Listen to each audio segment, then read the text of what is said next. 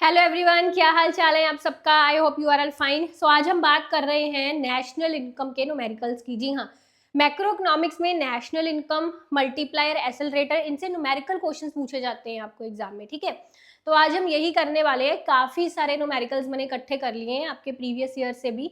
ठीक है, तो इनको हम सॉल्व करेंगे आज, और साथ में अपना पेन पेपर लेके बैठ जाइएगा। कुछ सिंपल भी होंगे, कुछ एडवांस लेवल के भी होंगे, है ना।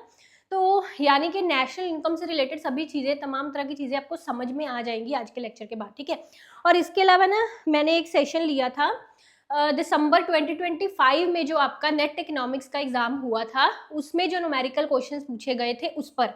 ठीक है, तो वो वाला सेशन जरूर देख लेना, क्योंकि वो दिसंबर 2025 वाले इसमें इंक्लूडेड नहीं है, वो उस वाले सेशन में थे।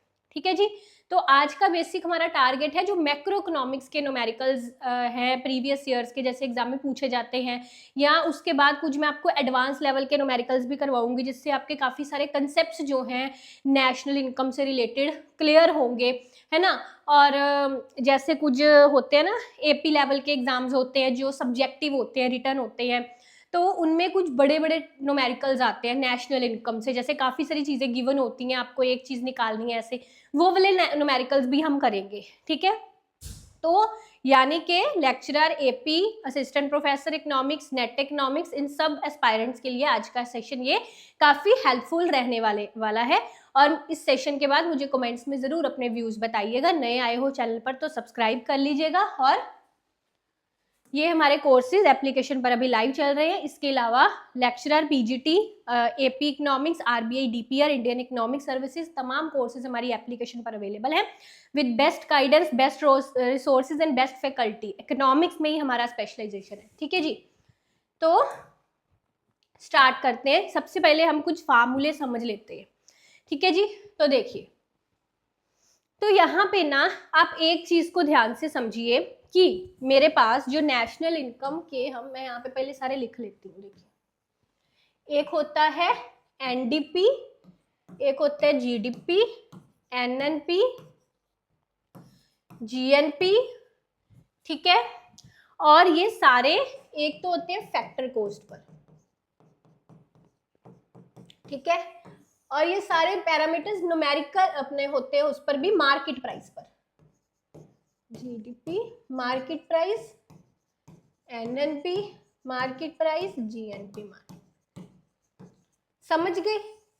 अब इनसे रिलेटेड फार्मूले याद करने का सिंपल सा तरीका है, याद करनी बस आपको ये दो लाइनें जो मैं बोलूंगी। आपको अगर ना, यहाँ पे लिख रही हूं, आपको अगर ग्रोस से नेट बनाना है, ग्रोस से नेट बनाना है, तो डेप्रिसिएशन को माइनस करना है। ठीक है, that is net domestic product, gross domestic product, net national product, gross national product. ठीक है, आपको कोई भी फिगर जो आपको निकालनी है चीज, नेट से ग्रोस निकालना है तो डेप्रिसिएशन प्लस कर दो, ग्रोस से नेट निकालना है तो डेप्रिसिएशन को माइनस कर दो। ठीक है, जैसे यहाँ पे मैंने नेट निकालना था ग्रोस से, तो डेप्रिसिएशन को ग्रोस से माइनस कर दूंगी तो नेट निकल जाएगा। सिंपली यही चीज अगर आप एनएनपी के कंटेक्स्ट में करोगे तो वो भी यही है कि नेशनल, अपना नेट नेशनल प्रोडक्ट निकालना है तो ग्रोस नेशनल प्रोडक्ट से डेप्रिसिएशन माइनस कर दो।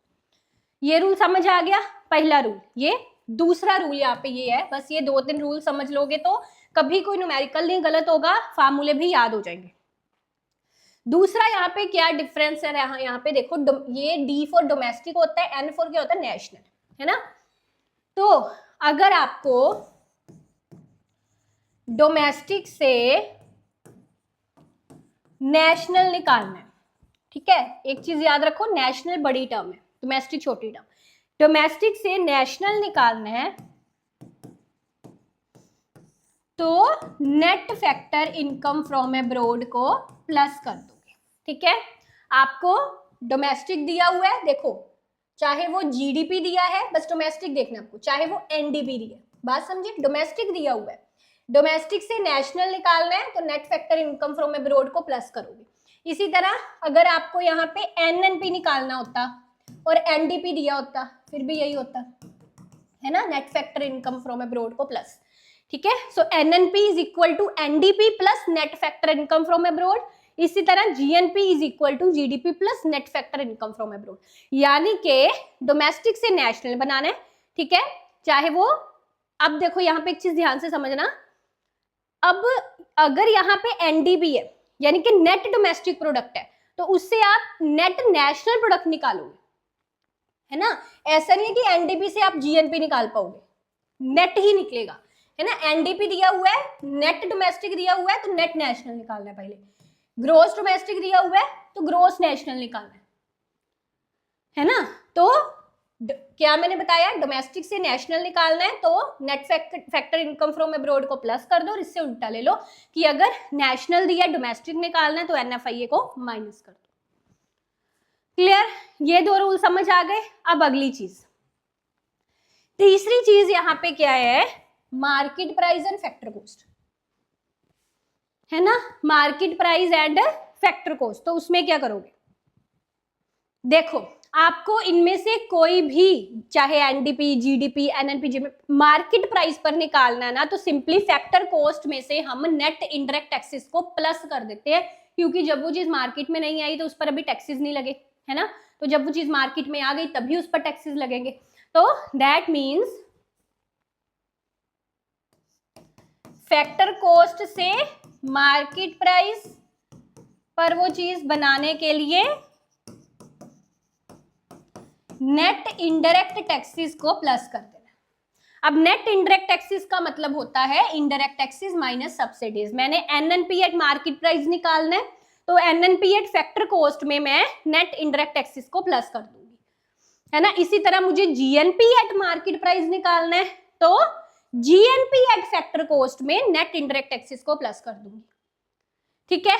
एनडीपी एट मार्केट प्राइस निकालना है, तो एनडीपी एट फैक्टर कॉस्ट में नेट इनडायरेक्ट टैक्सेस को प्लस कर दूंगी। समझियो बात, ऐसे। और इससे उल्टा कर लो कि अगर आपको मार्केट प्राइस में गिवन है, आपको फैक्टर कॉस्ट में निकालना है, तो नेट इनडायरेक्ट टैक्सेस को माइनस करोगे आप, ठीक है। जब नेट इनडायरेक्ट टैक्सेस ऐसे माइनस होंगे ना, तो इनडायरेक्ट टैक्सेस का, नेट इनडायरेक्ट टैक्सेस का मतलब क्या होता है, इनडायरेक्ट टैक्सेस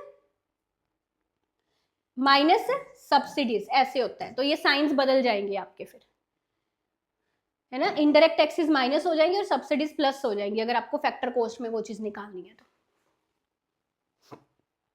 ये फार्मूले क्लियर है, आगे चलें। हाँ, कुछ स्टूडेंट्स पूछते हैं कि मैम जीवीए एंड जीडीपी में क्या अंतर होता है, तो फार्मूला ध्यान से देख लीजिए। That is gross value added, that is gross domestic product, ठीक है। आपको जीवीए दिया हुआ है, उससे आपको जीडीपी निकालना है, तो आप टैक्सेस को प्लस कर देते हो, सब्सिडीज को माइनस कर देते हो, जीवीए से जीडीपी बन जाता है। फिर हो गया आपका पर्सनल इनकम। पर्सनल इनकम का फार्मूला भी देख लीजिए। नेशनल इनकम में ट्रांसफर पेमेंट्स प्लस करते हैं, बस बाकी सब माइनस करते हैं, ठीक है। बाकी सब क्या, सोशल सिक्योरिटी कॉन्ट्रीब्यूशन माइनस करो, कॉर्पोरेट टैक्स माइनस करो, अनडिस्ट्रीब्यूटेड प्रॉफिट्स माइनस करो, ठीक है, और transfer payments plus. Disposable income के लिए पर्सनल इनकम में से डायरेक्ट टैक्सेस को माइनस करते हैं, ये भी पता होगा। फिर जीडीपी डिफ्लेटर निकालना है, तो नॉमिनल जीडीपी को रियल जीडीपी से हम डिवाइड कर देते हैं। Nominal GDP that means GDP at current prices, real GDP मतलब जीडीपी एट कांस्टेंट प्राइसेस, ठीक है जी। आगे देखिए, ये वही है जो मैंने अभी करवाया, पर्सनल इनकम। आपको देखो पर्सनल इनकम के फार्मूले ना अलग अलग तरीके से लिखी जा सकते हैं, मतलब सेम ही होता है। जैसे यहाँ पे मैंने लिखा था national income plus transfer payments minus social security contribution minus corporate tax minus undistributed profit. अब एक चीज समझो, ये जो अनडिस्ट्रीब्यूटेड प्रॉफिट्स होते हैं ना, यही कॉर्पोरेट सेविंग्स होती हैं बेसिकली।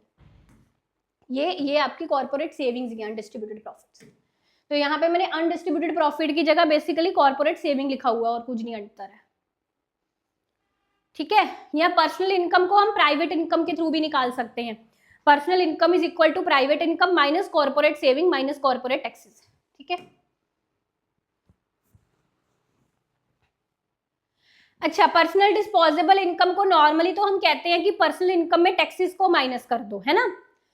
तो इसमें हम ऐसे भी बोल सकते हैं, नॉर्मली हम बोलते हैं पर्सनल इनकम में डायरेक्ट टैक्सेस को माइनस कर दो। एक और चीज डिस्पोजेबल इनकम में माइनस होती है, वो है नॉन टैक्स पेमेंट, जैसे कि किसी बंदे ने अगर कोई फाइन पेनल्टी दी है, जरूरी तो नहीं है हर कोई वैसे दे रहा है फाइन, है ना, अगर किसी ने फाइन्स दिए हैं सरकार को, है ना, नॉन टैक्स पेमेंट, टैक्स के अलावा कुछ और ऐसी पेमेंट्स करी हैं गवर्नमेंट को, तो वो भी माइनस होती हैं। मतलब पर्सनल डिस्पोजेबल इनकम वो है जो आपके हाथ में आ रही है, जिससे आप अपना खर्चा पानी करोगे, है ना। इसके अलावा private saving, that means private disposable income में से अगर आप कंजम्पशन को माइनस कर दो, ठीक है। फिर गवर्नमेंट सेविंग, के लिए गवर्नमेंट रेसिप्ट्स में से आप गवर्नमेंट की आउटले यानी कि गवर्नमेंट के खर्चे को माइनस करते हो। गवर्नमेंट सेविंग के लिए आप गवर्नमेंट रेसिप्ट यानी कि सरकार की प्राप्तियों में से सरकार के खर्चे को माइनस करते हो, ठीक है। अगर कहते हैं गवर्नमेंट सेविंग ग्रेटर देन 0 है तो बजट सरप्लस है, अगर गवर्नमेंट सेविंग लेस देन 0 है तो बजट डेफिसिट है, ठीक है।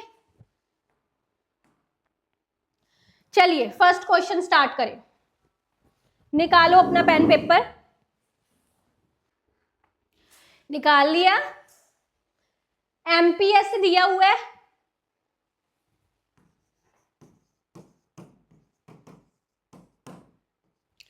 इंक्रीज इन ऑटोनोमस स्पेंडिंग दी हुई है। ऑटोनोमस स्पेंडिंग यानी कि गवर्नमेंट एक्सपेंडिचर हो गया, ये एक्सपेंडिचर मल्टीप्लायर आपको फाइंड करना है, गवर्नमेंट एक्सपेंडिचर मल्टीप्लायर, और उससे आपका इनकम में यानी कि जीडीपी में इंक्रीज पता करना है। सो लगाओ फार्मूला, गवर्नमेंट एक्सपेंडिचर मल्टीप्लायर का बेसिकली ये फार्मूला लगाते हैं हम, है ना, या एमपीएस की जगह 1 माइनस एमपीसी भी हो सकता है। अब उसने दिया एमपीएस है तो मैंने एमपीएस लिख लिया। कितना आएगा 4, तो गवर्नमेंट एक्सपेंडिचर मल्टीप्लायर कितना आ गया मेरा 4। इसी से पता चल रहा है थर्ड आंसर सही है, आगे नहीं भी करोगे कुछ तो चलेगा, ठीक है। पर वैसे बता देती हूँ आगे क्या करना है। इस फार्मूले को हम ऐसा भी तो लिख सकते हैं जो आपका मल्टीप्लायर का फार्मूला होता है कि गवर्नमेंट एक्सपेंडिचर इंक्रीज होने से इनकम में कितना इंक्रीज आया, है ना। So that means it would be 4 is equal to, so change in income is equal to 400, ठीक है। So third one is the correct answer. आगे देखो,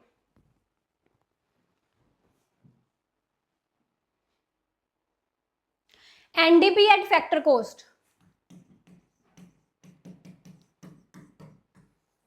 ये निकालोगे, ठीक है। आपको दिया क्या हुआ है, GDP at market price given है, ठीक है। डेप्रिसिएशन गिवन है, इनडायरेक्ट टैक्सेस लेस सब्सिडीज यानी कि नेट इनडायरेक्ट टैक्सेस गिवन है, ठीक है। अब ध्यान से फार्मूला सोचो, क्या फार्मूला, देखो मुझे एनडीपी निकालना है, ठीक है, यानी कि जी से एन बनाना है। दो चेंजेस करनी है, एक मुझे जी से एन बनाना है, एक मुझे मार्केट प्राइस से फैक्टर कॉस्ट बनाना है, यही है, ठीक है। पहले एक फार्मूला लगाएंगे फिर दूसरा, ठीक है, इकट्ठे लगाऊंगी तब कंफ्यूज हो जाओगे। तो देखो पहले जी से एन बनाना है, यानी कि एनडीपी एट मार्केट प्राइस निकाल लो आप जीडीपी एट मार्केट प्राइस से, ठीक है। क्या निकलेगा, माइनस क्या बोला था मैंने, डेप्रिसिएशन, निकालो।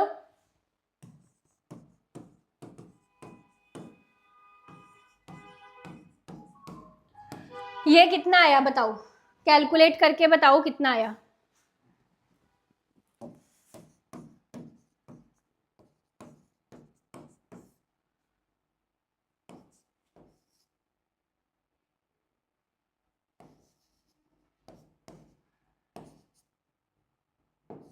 To 4807।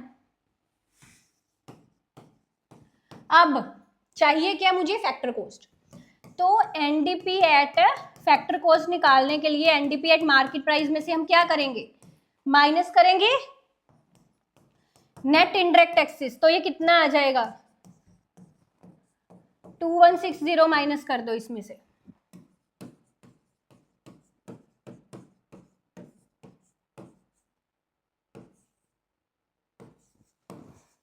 22647, B is the correct answer. आई समझ,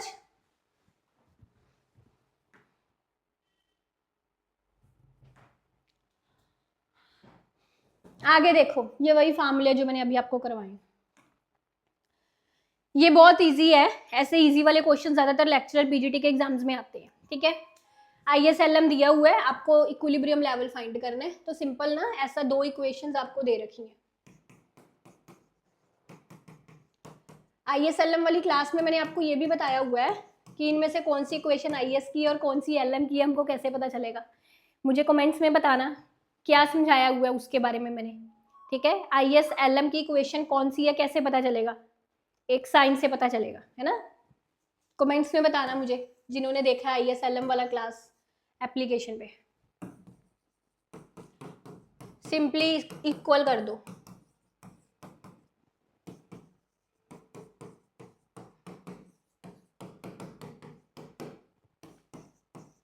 सिंपल कैलकुलेशंस कर रही हूँ, ठीक है। दैट मीन्स इंटरेस्ट आपका यहाँ पे 2 आ रहा है, आई। अब दोनों में से किसी भी इक्वेशन पे पुट कर दो,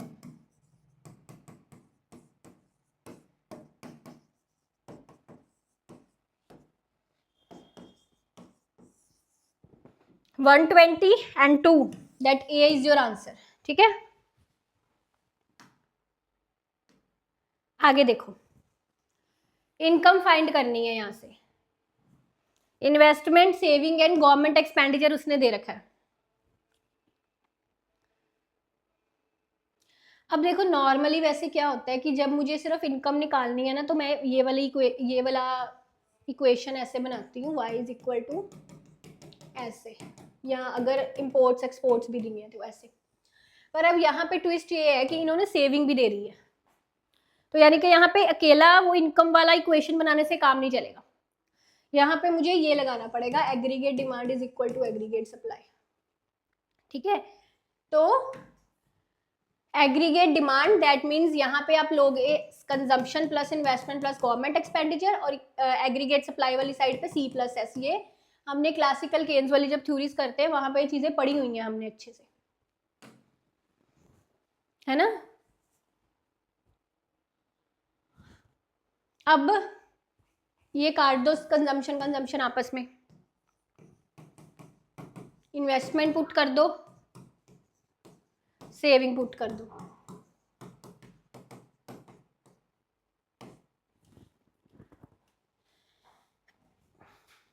तो ये कितना बना, 100, वो इधर ले आओ, प्लस 150,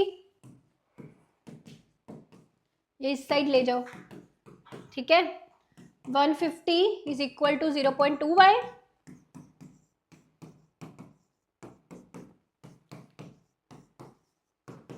10, 25 का 10, कितना आ गया, 150 को 5 से मल्टीप्लाई करोगे तो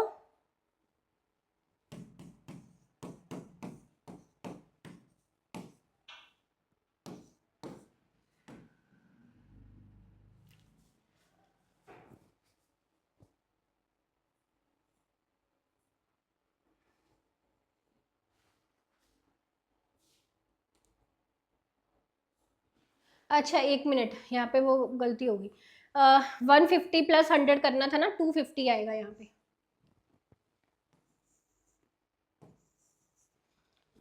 है ना।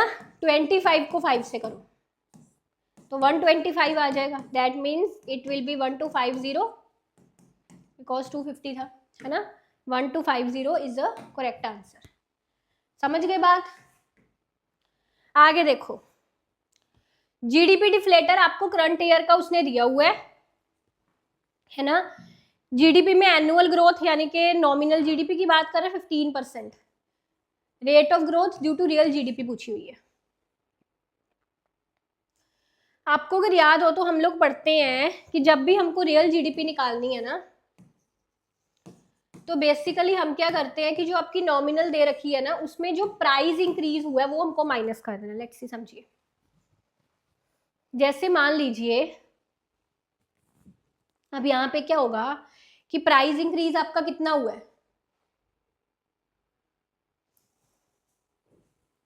प्राइस इंक्रीज कितना हुआ है, जीडीपी डिफ्लेटर, ये प्राइस इंडेक्स बेसिकली इस तरह से है, यहाँ पे 10% इंक्रीज दिख रहा है मुझे, है ना। तो दैट मीन्स 10% इंक्रीज हुआ है, और जीडीपी एनुअल ग्रोथ नॉमिनल वाली उसने 15% दे रखी है, और 10% इंक्रीज हुआ है, तो रियल कितनी आ गई, फिर उसमें से हम प्राइस इंक्रीज निकाल देंगे 5%। ठीक है, जीडीपी में से जो प्राइस इंक्रीज दिखा रहा है वो माइनस कर दो आप, जो उसने दे रखी है जीडीपी उसमें से, तो वो रियल जीडीपी आ जाएगी। ये कंसेप्ट सारे मैं अपनी मैक्रो क्लासेस में समझा चुकी हूँ, है ना। आगे देखो, ऑटोनोमस इन्वेस्टमेंट दे रखी है, इक्विलिब्रियम लेवल ऑफ इनकम पता करना है, कंजम्पशन फंक्शन दे रखा है।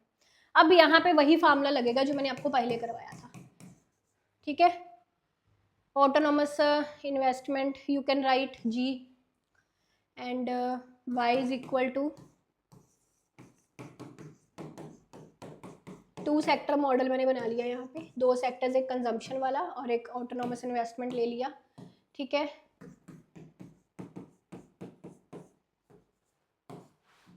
$280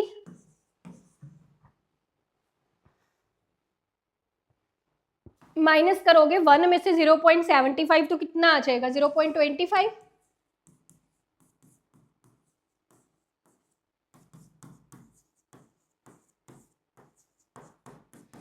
हंड्रेड लगा दिया, 5 से करो कटिंग,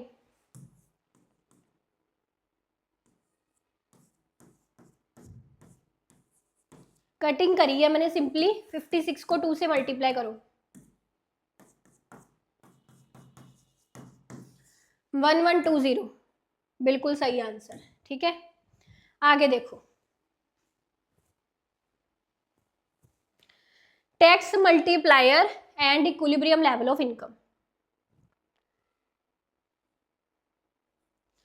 तो टैक्स मल्टीप्लायर के पहले ना एक चीज यहाँ पे देखो, उसने ये जो वाईडी डिस्पोजेबल इनकम दे रखी है ना, तो कहने का मतलब कि ये ऐसे है, disposable income Y minus taxes, Y minus 100, taxes 100 है, इसको करोगे 100 से तो 80, ये आएगा आपका इक्वेशन,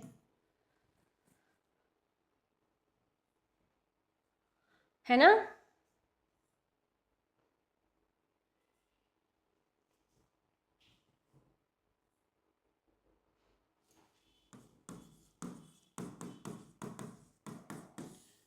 ये आ गया कंजम्पशन।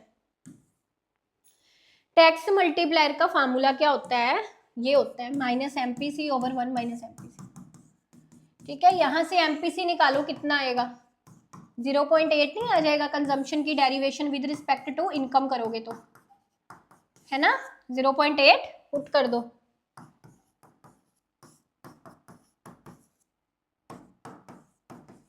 -0.2 माइनस करके 24 का 8, टैक्स मल्टीप्लायर हमेशा नेगेटिव में आता है। ठीक है, -0.4 आ गया,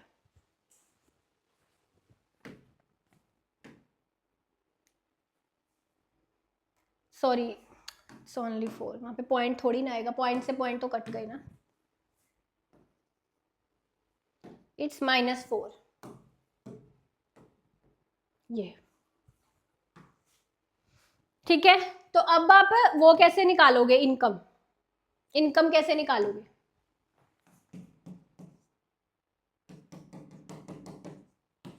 देखो कंजम्पशन फंक्शन में क्या लिखूं यहाँ पे, 25 प्लस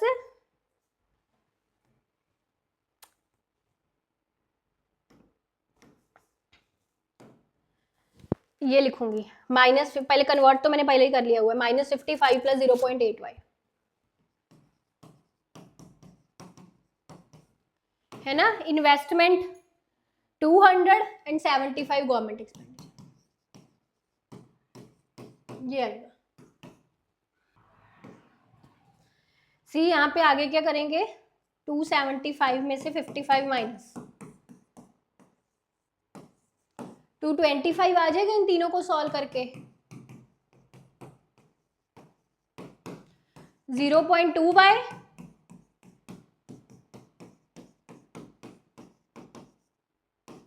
ठीक है, 2250/2, ये 0 आना था यहाँ पे, सॉरी इट विल बी 220 है ना,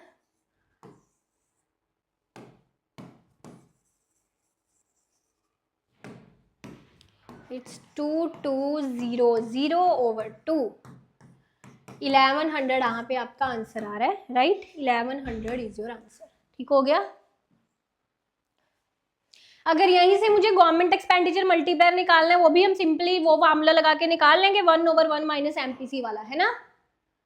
चलिए आगे देखिए, सी अब इसमें देखो, इस क्वेश्चन में एक्चुअली लाइट चली गई, सो that's why I am taking class on laptop. So GNP eight market prices दिया हुआ है, कंजम्पशन ऑफ फिक्स्ड कैपिटल दे रखा है, net factor income from abroad दे रखा है। ठीक है, आपको एनडीपी एट मार्केट प्राइस निकालना है, तो सी हम इसमें क्या करेंगे, देखिए मुझे उसने जीएनपी एट मार्केट प्राइस दे रखा है, ठीक है। तो जीएनपी से मुझे क्या निकालना है, बेसिकली मुझे एनडीबी यानी कि जी भी चेंज करना है और एनबी दोनों, है ना। ग्रोस से नेट बनाना है और नेशनल से डोमेस्टिक बनाना है। तो पहले हम एक करते हैं फिर दूसरा। तो पहले हम जीएनपी एट मार्केट प्राइस से एनएनपी एट मार्केट प्राइस निकाल लेते हैं, फिर एनएनपी एट मार्केट प्राइस से सिंपली हम नेट नेशनल से डोमेस्टिक निकालेंगे, net domestic product at MP, है ना। ठीक है जी। तो पहले अगर मैं एनएनपी एट मार्केट प्राइस निकालूं जीएनपी एट मार्केट प्राइस से, तो क्या फार्मूला लगेगा, डेप्रिसिएशन यानी कि कंजम्पशन ऑफ फिक्स्ड कैपिटल होगा माइनस 192866 में से आप 13371 माइनस कर दीजिए। ठीक है जी।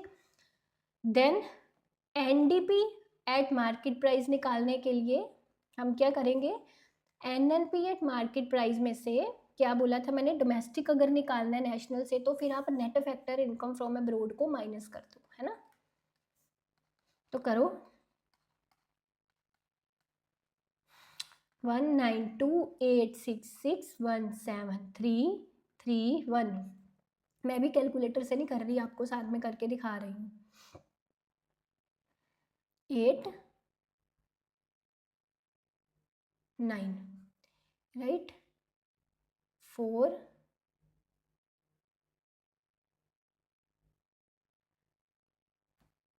9 7 1, ये बचा।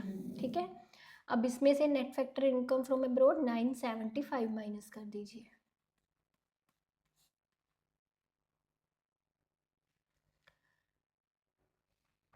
To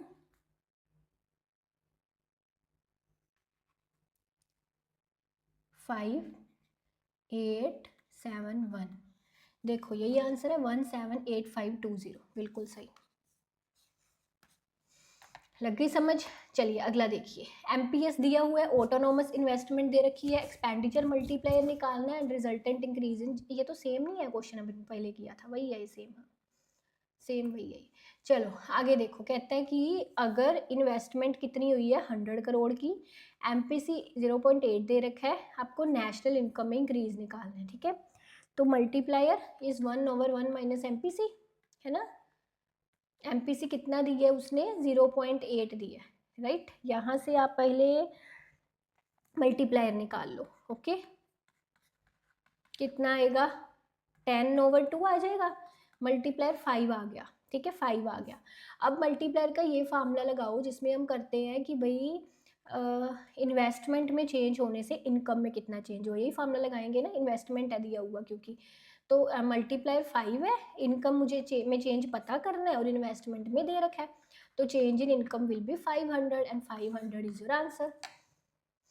clear. चलिए आगे देखिए, इक्विलिब्रियम लेवल पता करना है भाई इनकम का, सेम वैसे ही क्वेश्चन जैसे हमने पहले निकाला था। सी आप कैलकुलेशन इसकी खुद करेंगे, that is 120 plus 0.4y plus 100 plus 56। ठीक है, इस तरह से सॉल्व करके आपका इनकम निकल आएगा, आप इसको खुद कैलकुलेट करेंगे बिकॉज ऐसा सेम क्वेश्चन हम पहले निकाल चुके हैं। ठीक है, आगे देखो, कहते हैं which one of the following saving functions corresponding to an investment multiplier of 5, investment multiplier उसने 5 दे रखा है। ठीक है, कहता है इससे कॉरेस्पॉन्डिंग सेविंग फंक्शन क्या होगा, ध्यान से समझो, अब सेविंग फंक्शन की बात कर रहे हैं ना, यानी कि जो आपका मल्टीप्लायर का फार्मूला हम ऐसे लिखते हैं ना, 1 over marginal propensity to save, है ना। तो हमको ना अब यहाँ पे ये देखना है कि भाई एमपीएस की वैल्यू कितनी हो कि मेरा मल्टीप्लायर 5 आए। बात समझो, है ना। वही कोरस्पॉन्डिंग सेविंग फंक्शन होगा। जैसे इसमें एमपीएस की वैल्यू कितनी आएगी, देखो 0.25 आएगी। इसमें एमपीएस की वैल्यू कितनी आएगी, 0.20 आएगी। या माइनस तो नहीं होगा, ऐसे ही है। यहाँ एमपीएस की वैल्यू ऐसे, एमपीएस का मतलब कि आप डिफ्रेंशिएट करो सेविंग इक्वेशन को विद रिस्पेक्ट टू इनकम, है ना। यहाँ पे कितनी आएगी 0.6, यहाँ पे कितनी आएगी 0.75। अब मैं एमपीएस कितना लगाऊं कि मेरा मल्टीप्लायर जो है वो 5 आए, ठीक है 5 आए, आपको ये देखना है। तो हम सिंपली चेक कर लेते हैं यहाँ से, 5 is equal to 1 over MPS, right. इसको हम कैसे लिख सकते हैं, MPS is equal to 1 over 5। तो 1 ओवर 5 का मतलब क्या होगा, 0.2 आएगा यहाँ पे, है ना। दैट मीन्स एमपीएस आपका कितना आना चाहिए, 0.2। तो 0.2 एमपीएस किस इक्वेशन में आ रहा है, सेकंड वाली में, है ना। तो बी इक्वेशन आपका सही आंसर है, यानी कि ये कॉरस्पॉन्डिंग सेविंग फंक्शन होगा इन्वेस्टमेंट मल्टीप्लायर 5 के। क्लियर। आगे अब वही है, इसमें क्या उसने पूछा है, कंजम्पशन फंक्शन दिया है, कहता है कॉरस्पॉन्डिंग सेविंग फंक्शन क्या होगा। देखो ध्यान से समझो। अब इसमें आपको ये वाली इक्वेशन याद है ना, कि हम MPC plus MPS is equal to 1 हमने की हुई है, ये वाली याद रख लो अगर नहीं भी पता तो। अब एमपीसी तो पक्का दिया ही हुआ है मुझे इतने, है ना। तो एमपीएस निकाल के देखना यहाँ से कितना आएगा, एमपीएस 1 माइनस 0.54, ठीक है। 1 में से अगर मैं 0.54 को माइनस करूंगी तो कितना आएगा, 0.46, है ना। तो 0.46, अब यहाँ पे ना दो है, बी भी है सी भी। आप कहोगे किस कौन सा सही होगा मेरा, अब बी सही होगा या सी सही होगा। तो एक चीज देखो अब ध्यान से, बी क्यों आया सी क्यों नहीं, देखो क्योंकि ना बेसिकली यहाँ ये क्या है, ऑटोनॉमस। आपको पता ना कि ये जो इंटरसेप्ट टर्म होते हैं इसका मतलब होता है ऑटोनॉमस कंजम्पशन, है ना, ऑटोनॉमस सेविंग इंटरसेप्ट टर्म। अब बेसिकली क्या है कि अपना ये वो है बेसिकली कि आप जीरो इनकम पर भी कंज्यूम कर रहे हो, है ना। तो अब जीरो इनकम पर भी अगर आप कंज्यूम करोगे तो वो सेविंग से करोगे ना, फिर सेविंग नेगेटिव होगी। अगर कंजम्पशन पॉजिटिव है, because that is autonomous consumption that doesn't depend upon income, है ना। तो यानी कि जीरो इनकम पर भी अगर आप 20 का कंजम्पशन कर रहे हो, है ना, तो वो किससे करोगे, -20, सेविंग माइनस हो करके। हम इसका ऐसे एक डायग्राम नहीं बनाते होते कि अगर ये आपका कंजम्पशन फंक्शन यहाँ से शुरू हो रहा है a प्लस बी वाई, है ना, तो जो सेविंग है वो आपकी नेगेटिव में जाएगी, नीचे से शुरू होगी, है ना। तो मींस ये आपका ऑटोनॉमस इंटरसेप्टम ऑटोनॉमस कंजम्पशन होता है। ये वाला जो +20 आपने किया है ये सेविंग माइनस करने से किया, -20 से करा है। बात समझ में आई। So that's why B is the correct answer. तो आगे देखिए, इक्विलिब्रियम लेवल ऑफ इनकम, ये तो सिंपल है क्वेश्चन, है ना। आप सेविंग को इन्वेस्टमेंट के इक्वल निकालिए, निकल आएगा, ऐसे करिए और खुद यहाँ से इनकम निकालिए, यू कैन फाइंड, ठीक है। देखिए आगे, अब थोड़े से टिपिकल क्वेश्चंस हैं नेशनल इनकम के, ठीक है, लंबे वाले जो होते हैं, है ना। तो मुझे लगा कि ये क्वेश्चन भी आने चाहिए, जो नेट की तैयारी कर रहे हैं उनके क्या होगा कि डायरेक्ट चाहे वो ये क्वेश्चन ना पूछे, पर आपके ना काफ़ी सारे कंसेप्ट क्लियर हो जाएंगे कि हमको पर्सनल इनकम निकालने के लिए क्या प्लस करना होता है, क्या माइनस करना होता है। तो डायरेक्टली इनडायरेक्टली उससे कुछ भी पूछा जाए, चाहे पर्सनल इनकम का एक फार्मूला ही पूछा जाए, तब भी आप गलत नहीं करके आओगे, है ना। और जो दूसरे सब्जेक्टिव एग्जाम्स आजकल होते हैं टीचिंग के, उसमें तो ऐसे क्वेश्चन आते हैं, ठीक है। तो ध्यान से समझो, जैसे यहाँ पे इसने पर्सनल इनकम निकालने के लिए बोला है, ठीक है। तो मेरे पास ये सब चीजें हैं, मैं कैसे निकालूंगी। हमने अभी पीछे फार्मूला क्या किया था पर्सनल इनकम का,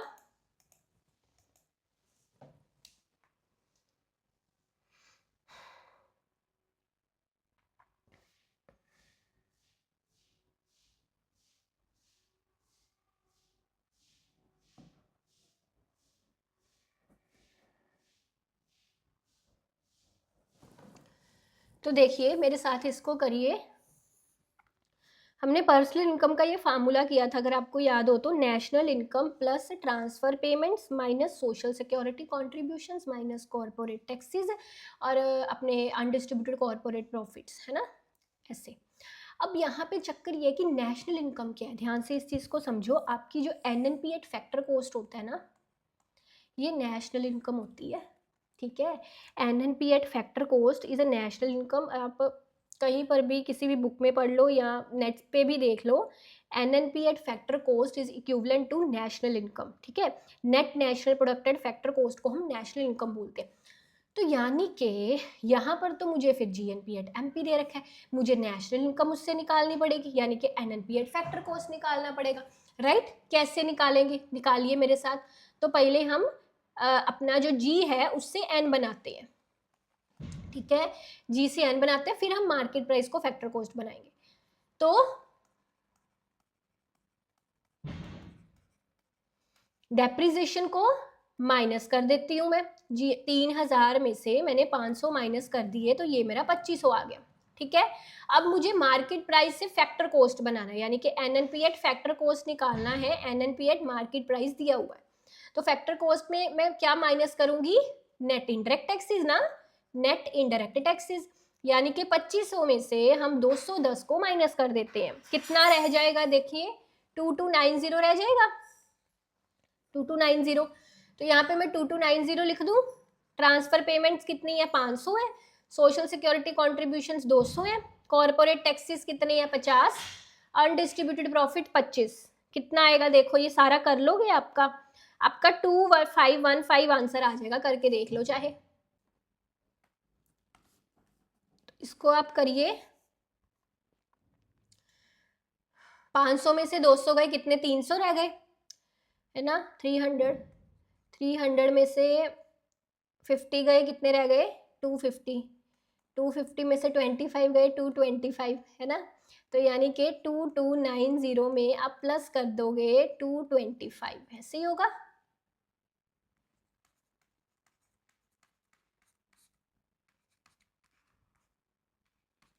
टू 2515 इज योर आंसर। चलिए आगे, आगे देखो। अब इसमें क्या दिया है, इसमें ना मुझे ऑपरेटिंग सरप्लस फाइंड करना है, बड़े ध्यान से समझना, ऑपरेटिंग सरप्लस, ठीक है।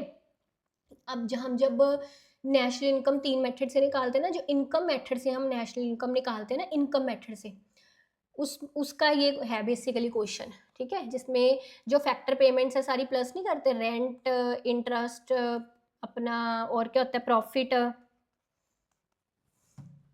इनको प्लस करके ऑपरेटिंग सरप्लस बनता है फैक्टर पेमेंट्स को प्लस करके। तो अब इसमें उसने ऑपरेटिंग सरप्लस निकालने के लिए मुझे बोला है, ठीक है। और भी कुछ निकालना है, नहीं, यही है। तो operating surplus is equal to rent plus interest plus profit. अब देखो इसने ना यहाँ पे रेंट प्लस इंटरेस्ट दिया हुआ है 700, पर प्रॉफिट नहीं है मेरे पास। अब चक्कर ये है, तो मुझे यहाँ पे प्रॉफिट अलग से निकालना पड़ेगा। तो प्रॉफिट कैसे निकालूंगी, प्रॉफिट को ना मुझे कैलकुलेट करना पड़ेगा।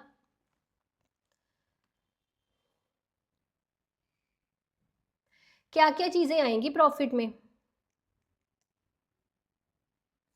एक तो जो डिविडेंड मिलता है, dividend is a type of profit. Undistributed profit, ये भी एक प्रॉफिट है, 300, ये भी एक प्रॉफिट है। डिविडेंड भी प्रॉफिट्स ही हैं, ये आपके ऐड होंगे 300, 450, और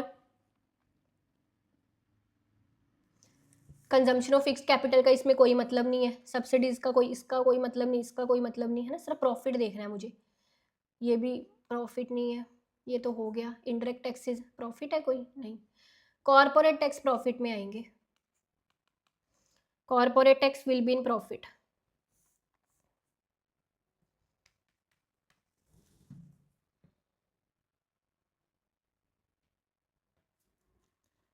कॉर्पोरेट टैक्स जो हमारा भी, जैसे कॉर्पोरेशन है, हम लोग कॉर्पोरेट टैक्स पे करते हैं, that will be part of profit. Indirect taxes तो ऐसा होता है ना कि वो जुड़े होते हैं प्राइस में, जैसे GST इनडायरेक्ट टैक्स हो गया, है ना, या इंक्लूड होते हैं। कोई भी कमोडिटी है, जब से लिखा होता है MRP inclusive of all taxes, है ना, तो वो प्रॉफिट्स में नहीं ऐड होंगे, बेसिकली, ठीक है। अब जैसे जीएसटी भी कंपनीज पे करती हैं, 18% जीएसटी लगता है कुछ, तो वो प्रॉफिट्स में ऐड नहीं होंगे, जीएसटी लगता है सेल्स पर, है ना, तो वो सेल्स पर चीज़ लग रही है बेसिकली, तो हम कॉरपोरेट टैक्स को ऐड करेंगे प्रॉफिट्स में, 480, ठीक है।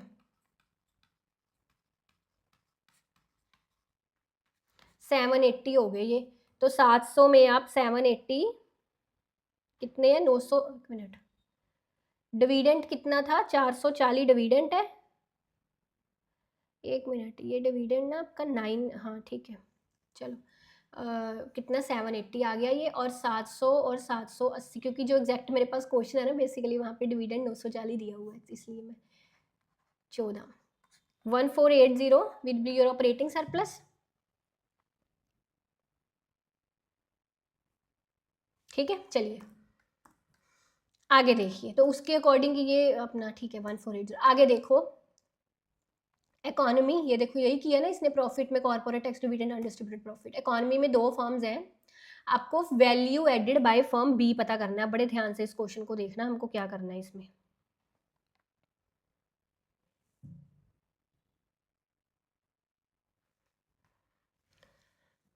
नेशनल इनकम वाली जो हमारी क्लास वो चली थी उस पर एप्लीकेशन पर, उसमें आपको याद है मैंने आपको ना वैल्यू एडेड का एक फार्मूला करवाया था, कि हम वैल्यू एडेड अगर मुझे पता करनी हो तो हम क्या फार्मूला लगाते हैं, value of output minus intermediate consumption करके, यही होता है ना, ये फार्मूला लगाते हैं हम। अब value added by firm B निकालना है अगर आपको, तो value of output of firm B आएगा माइनस इंटरमीडिएट कंजम्पशन, ऐसे ही आएगा, राइट। तो value of output of firm B में कैसे निकालूंगी, अब देखिए sales, value of output of firm B का मतलब कि फर्म बी ने जितनी सेल्स करी है ना। अब अगर आप देखो तो जो फर्म बी है इसने, देखो sales of sales to firm B by firm A, नहीं ये फर्म ए के द्वारा है, फर्म बी के द्वारा वाली सेल्स लेनी है आपको, sales to firm A by firm B एक ये वाली आएंगी, है ना, और sales to household by firm B ये भी आएंगी, मतलब बी के द्वारा टोटल सेल्स आएंगी वैल्यू ऑफ आउटपुट में। Value of output by of firm B में क्या आएगा, क्या आएगा, सेल्स बाय फर्म बी, है ना, यानी कि 30 + 60 ये 90 होगी, ये वैल्यू ऑफ आउटपुट ये 90 आएगा आपका। अब इंटरमीडिएट कंजम्पशन क्या होगी, intermediate consumption basically by B की इंटरमीडिएट कंजम्पशन का मतलब है consist of sales to B by A, कि अब इसमें पता क्या होता है, इंटरमीडिएट वाली चीज़ आपको एक रियल लाइफ एग्जांपल से समझाती हूँ, वैसे मैंने उस क्लास में समझाई हुई है ये आपको, कि जैसे मान लो एक फार्मर है वो ना वीट प्रोड्यूस कर रहा है, ठीक है, उसने ना मान लो एक फार्मर ने ना वीट प्रोड्यूस की 100 रुपये की, इसमें उसने ना 50 रुपये की वीट एक बेकरी वाले को दे दी, बेकरी वाले ने उस 50 रुपये की वीट से जो भी है ब्रेड वगैरह बनाकर, है ना, उसको 100 रुपये में वो बेच रहा है ना। अब हम कहेंगे कि टोटल आउटपुट इकॉनमी में 100 + 100 200 हुआ है, कि 100 की प्रोडक्शन बेकरी वाले ने की, 100 की प्रोडक्शन फार्मर ने, पर 200 नहीं है असल में इंटरमीडिएट कंजम्पशन। पर अगर आप यहाँ पे ध्यान से देखो ना, तो ये जो डबल काउंटिंग की प्रॉब्लम आ रही है यहाँ पे, डबल काउंटिंग की प्रॉब्लम, ये देखो, क्योंकि ये जो 50 था ना जो फार्मर ने बेकरी वाले को दिया था, आपको नहीं लग रहा है 2 बार काउंट हो गया, क्योंकि असल में बेकरी वाले ने तो अपना 50 ही बीच में ऐड किया है, 50 तो उसने फार्मर वाला लिया कि नहीं। तो अब इस डबल काउंटिंग की प्रॉब्लम को अगर हमने सॉल्व करना है, तो यहाँ से मैं वैल्यू एडिड निकालूं, अगर वैल्यू एडिड यानी कि आउटपुट की वैल्यू माइनस इंटरमीडिएट कंजम्पशन, उससे डबल काउंटिंग की प्रॉब्लम ठीक हो जाएगी। फिर आउटपुट की टोटल वैल्यू मेरी 200 आई थी, इंटरमीडिएट कंजम्पशन कितनी थी, 50 की, क्योंकि 50 का जो माल है वो फार्मर ने प्रोड्यूस करके बेकरी वाले को दिया, इंटरमीडिएट कंजम्पशन 50 की है, यानी कि वैल्यू एडेड आपकी 150 की है। ये कंसेप्ट मुझे यहाँ पे लगाना है। तो अगर फर्म बी का मुझे यहाँ पे निकालना है, तो मुझे यहाँ पे ये देखना पड़ेगा कि बी को कितनी चीजें मिली हैं, बेसिकली फर्म ए के तरफ कितनी चीजें मिली हैं। देखो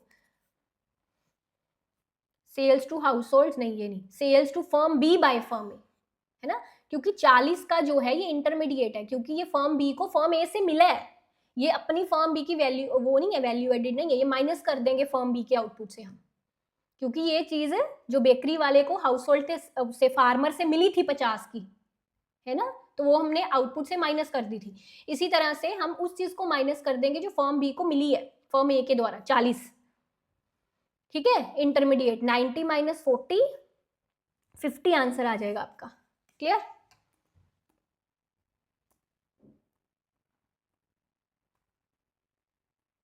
चलो अब डोमेस्टिक इनकम कैसे कैलकुलेट करोगे?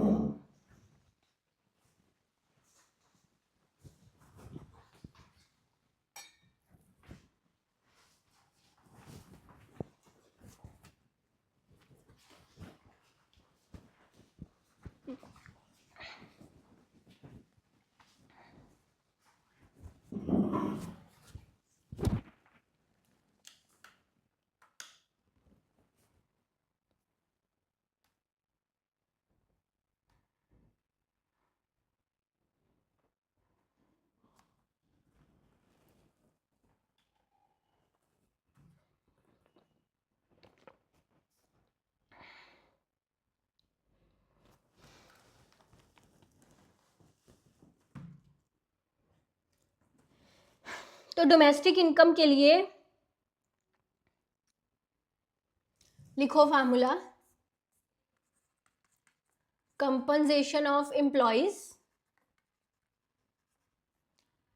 Plus operating surplus plus mixed income of self employment. आपको याद हो जब हम इनकम मेथड से कैलकुलेशन करते हैं तो यही चीज़ें ऐड नहीं करते हम, करवाया हुआ वो वाली क्लास में मेथड्स ऑफ नेशनल इनकम में।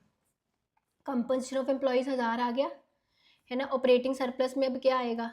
Rent, interest, profit.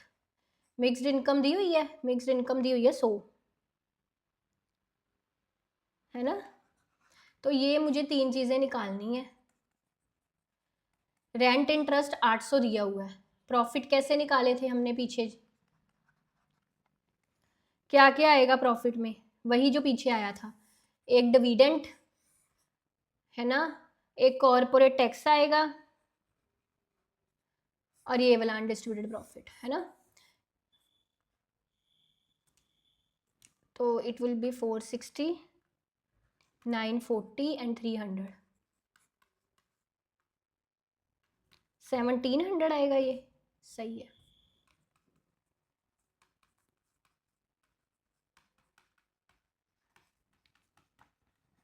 कितना आ गया? 1000 प्लस 2500 प्लस 100, 3600 आंसर आ जाएगा। ठीक है। Domestic income that is net domestic product at factor cost, basically वो निकाली है मैंने। ठीक है,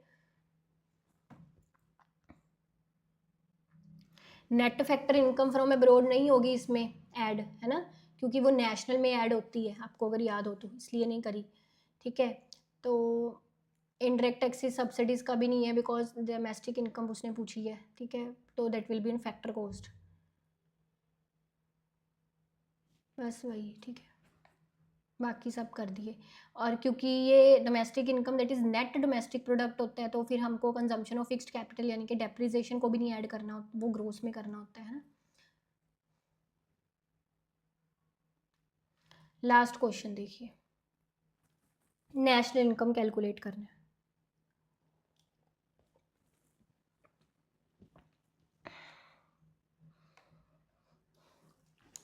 दैट मीन्स क्या करना है? NNP eight factor cost.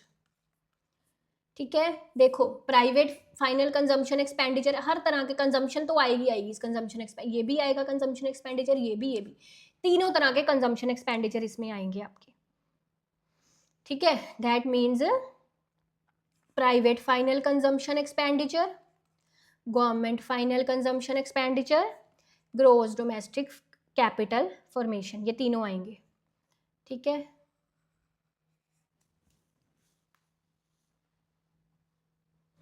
अब ये नेट नेशनल प्रोडक्ट है ना, तो हम net factor income from abroad को भी फिर प्लस कर देते हैं। और क्या होगा? अब इसमें पता क्या है कि क्योंकि ये देखो, ये ना फाइनल कंजम्पशन एक्सपेंडिचर है, फाइनल, यानी कि मार्केट प्राइसेस पर हम बात कर रहे हैं, फाइनल, कि मार्केट में वो चीज़ चली गई।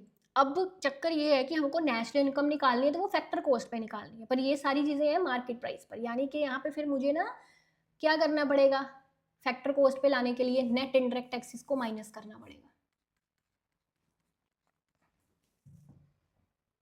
ठीक है, अब क्योंकि यहाँ पे ग्रोस है, देखो ध्यान से समझो, ग्रोस है word, gross domestic capital formation, यानी कि ग्रोस वाली चीजें भी मैंने बीच में ऐड करी हैं, है ना, तो यानी कि फिर मुझे डेप्रिसिएशन को भी इसमें माइनस करना पड़ेगा, बिकॉज ग्रोस वाली चीजें मैंने ऑलरेडी, डेप्रिसिएशन वाली चीजें ऑलरेडी ऐड हो चुकी हैं इसमें, तो डेप्रिसिएशन को मुझे अलग से माइनस करना पड़ेगा।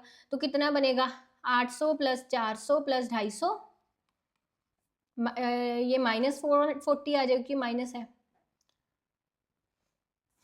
नेट इनडायरेक्ट टैक्सेस 100, डेप्रिसिएशन 20, देखना कितना आया,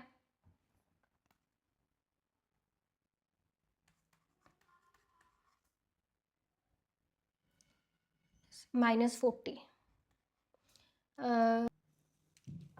एक चीज़ और है यहाँ पे, ये जो नेट इम्पोर्ट्स है ना, ये भी माइनस करने पड़ेंगे, क्योंकि फाइनल वाली चीज़ें दे रखी हैं उसने, कि फाइनल कितना कंजम्पशन एक्सपेंडिचर है ना, तो यानी कि उसमें से जो चीज़ें इंपोर्ट करी हैं मुझे वो माइनस करनी पड़ेंगी, तो यहाँ पे जो आपका इंपोर्ट्स है ना वो माइनस होनी है साथ में। नेट इम्पोर्ट्स कितने हैं, नेट इम्पोर्ट्स 30, ये देखो ना, पहले एक्सपेंडिचर मेथड है बेसिकली ये नेशनल इनकम कैलकुलेट करने का, पहले हमने जीडीपी एट मार्केट, ये जो दिए हुए थे ना इसने चीज़ें, इससे मेरी जीडीपी एट मार्केट प्राइस निकलनी थी, प्राइवेट फाइनल कंजम्पशन एक्सपेंडिचर, है ना, ग्रोस, गवर्नमेंट फाइनल, ये वो प्लस नेट एक्सपोर्ट्स, है ना, चलो उसने अगर बिकॉज -30 ले लिए ना, अगर नेट इम्पोर्ट्स 30 है तो नेट एक्सपोर्ट्स -30 आ जाएंगे, बस यही है और कुछ नहीं, कंफ्यूज मत होना, यहाँ पे आप सिंपली माइनस नेट इम्पोर्ट्स भी लिख सकते हो, ठीक है। तो ये 1420 आ गया, 1420, और डेप्रिसिएशन माइनस कर दिया, net factor income from abroad वही चीज़ें करी हैं, 1260 आंसर आ रहा है हमारा। कैलकुलेट इसको दोबारा,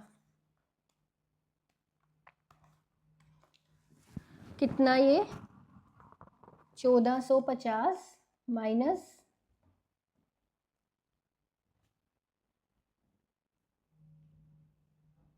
-140 -50, 1450 -190, राइट।